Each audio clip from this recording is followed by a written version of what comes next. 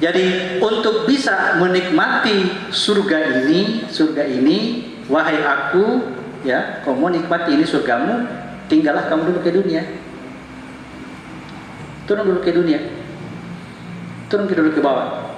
Sini. Menderita kalau di sini. Terserah kita. Mau terima ini, mau masuk ke sini atau tidak. Kalau tidak mau masuk, ya kembalilah ke surga. Hampa. Jadilah kamu nanti pelayan-pelayan surga. Pelayan surga. Menunggu orang-orang yang turun ke sini. Ini yang turun ke sini baru ke sana ke surga ini jadi raja dia. Habis menderita tadi di sini.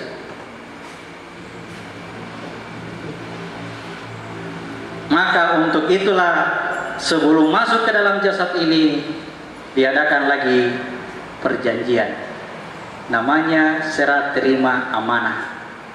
Serah terima amanah. Serah terima titipan. Titipan ya, amanah itu titipan. Titip. Ya, serah terima amanah. Surat 33 ayat 72. Ini serah terima amanah. Sesungguhnya kami telah menawarkan amanat kepada langit, bumi, dan gunung-gunung, tetapi semuanya enggan untuk memikul amanah itu, dan mereka khawatir tidak akan melaksanakannya.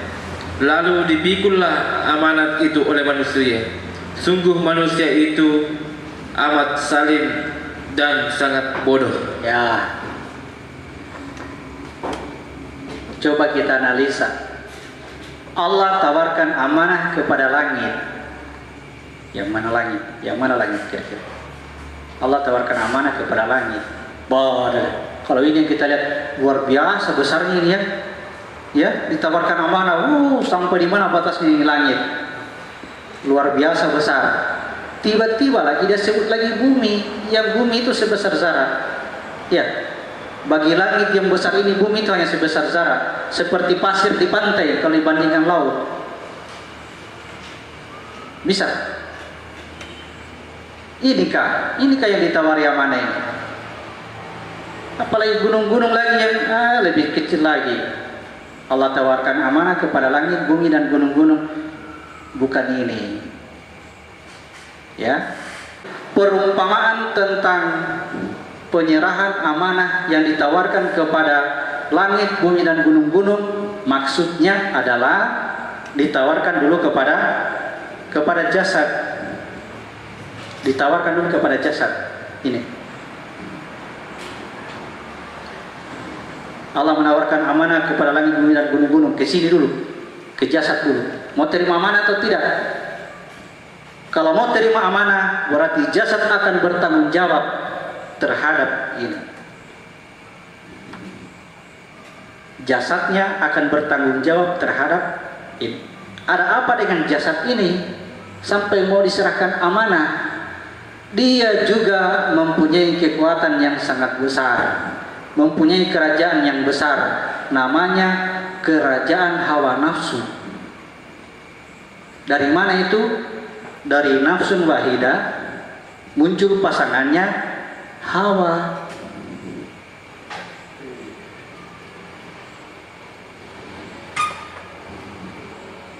Dari keduanya namanya hawa nafsu. Terciptalah semua pasangan-pasangan ini. Ya. Semua harus pakai hawa nafsu untuk bisa menciptakan jasad. Pakai hawa nafsu apa tidak? Harus pakai hawa nafsu. Makanya dia punya kekuatan, namanya kekuatan hawa nafsu. Kekuatan hawa nafsu ada pada jasad kita. Jadi pada jasad ada kekuatan hawa nafsu. Oke. Pada saat serah terima amanah, inilah yang menolak, tidak mau bertanggung jawab. Tidak mau bertanggung jawab. Maka majulah manusia. Yang mana disebut manusia? Ini yang disebut manusia. Ini rupanya, wadahnya, rumahnya. Itu saya bilang kemarin, rumahnya. ini yang disebut manusia, ini yang disebut Adam, ini yang disebut Musa, ini yang disebut Isa, ini yang disebut Muhammad, ini yang disebut Ibrahim, ini yang disebut Amin, itu yang disebut siapa? Sebutkan namamu. Di sini itu maksudnya. Kalau ini alat-alatmu, bukan ini dirimu, bukan.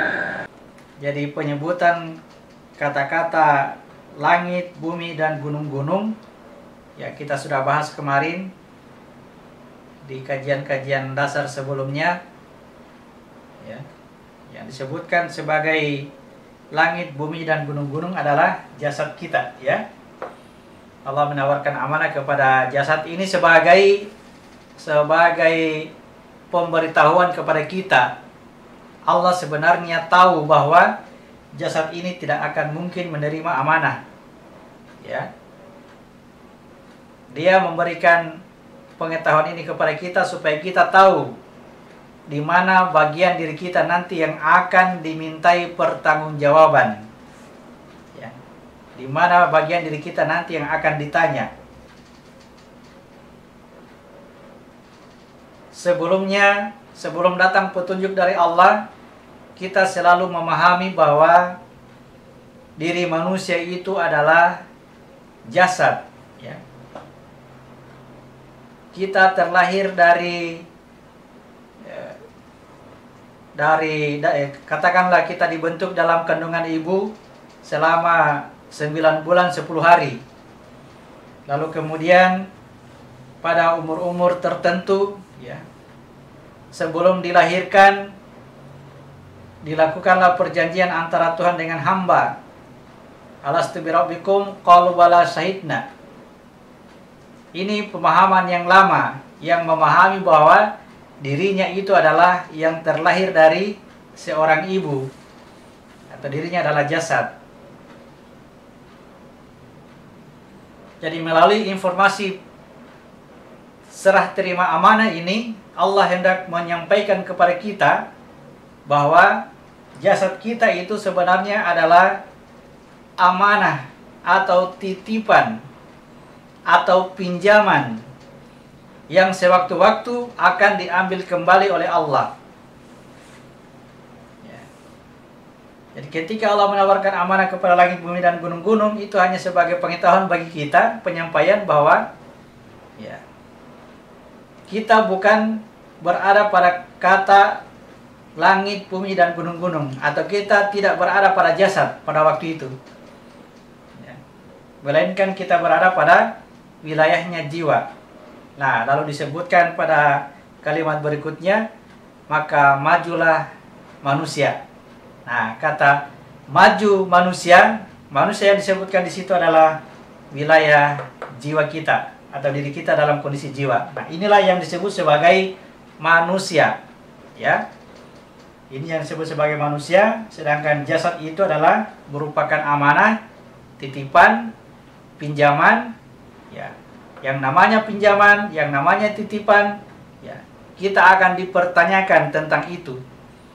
Kita akan ditanyakan tentang penggunaan daripada jasad yang kita ambil ini. Keberadaan kita sekarang ini dengan kondisi seperti ini berarti kita telah menerima amanah. Nah, sejak kita menerima amanah, kita terikat oleh jasad kita, disebutkanlah kita bahwa berada dalam keadaan zalim dan bodoh. Innahu kana zaluman jahulan.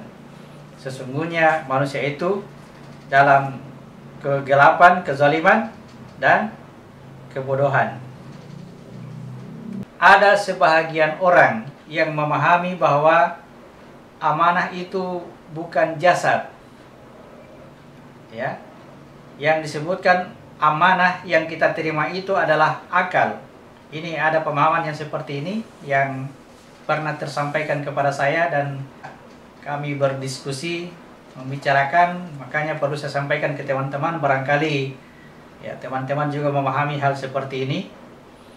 Ada yang memahaminya bahwa amanah itu adalah akal. Kenapa amanah itu disebut dengan akal? Karena Manusia satu-satunya makhluk yang diberi akal oleh Allah. Sedangkan makhluk yang lain di bumi ini tidak diberi akal. Seperti binatang tidak diberi akal. Ya, jadi pertimbangannya yang perlu kita pikirkan bahwa ketika Allah memberi amanah, ya, ketika Allah memberikan amanah, itu diberikan kepada ahlinya. Ya, Allah memberikan amanah kepada ahlinya. Jadi Allah itu tidak memberikan amanah kepada orang yang zalim dan bodoh. Itu pelanggaran dari perkataan Allah sendiri. Ya, hendaklah kamu serahkan amanah itu kepada ahlinya. Jangan serahkan amanah kepada yang lain kecuali kepada ahlinya. Artinya Allah sendiri ketika menyerahkan amanah itu kepada ahlinya, bukan kepada orang yang zalim dan bodoh. Artinya Allah memberikan amanah kepada orang yang berakal.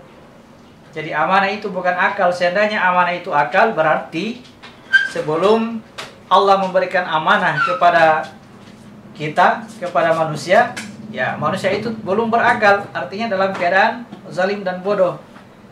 Nah, itu pelanggaran. Supaya kita bisa pahami, supaya kita bisa mengerti bahwa Allah menyerahkan amanah kepada kita itu sebelumnya kita sudah berakal memang, ya.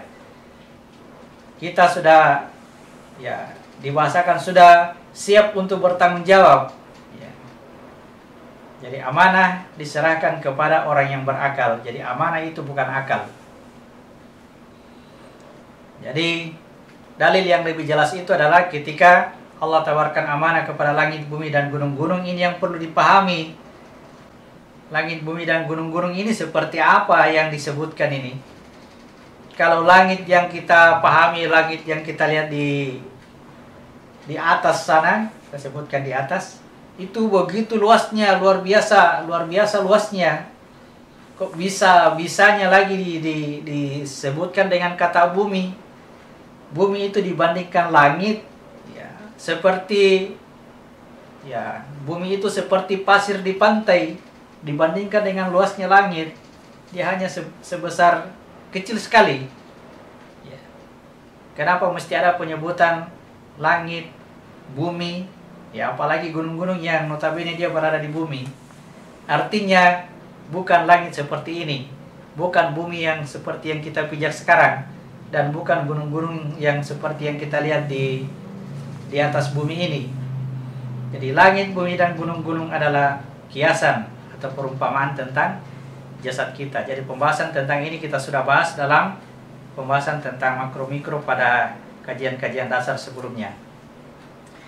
Jadi saya sarankan kepada teman-teman yang belum mengikuti kajian-kajian sebelum ini, ya silakan dibuka di channel Menuntut Ilmu Mengejar Hikmah. Itu ada playlist khusus kajian dasar.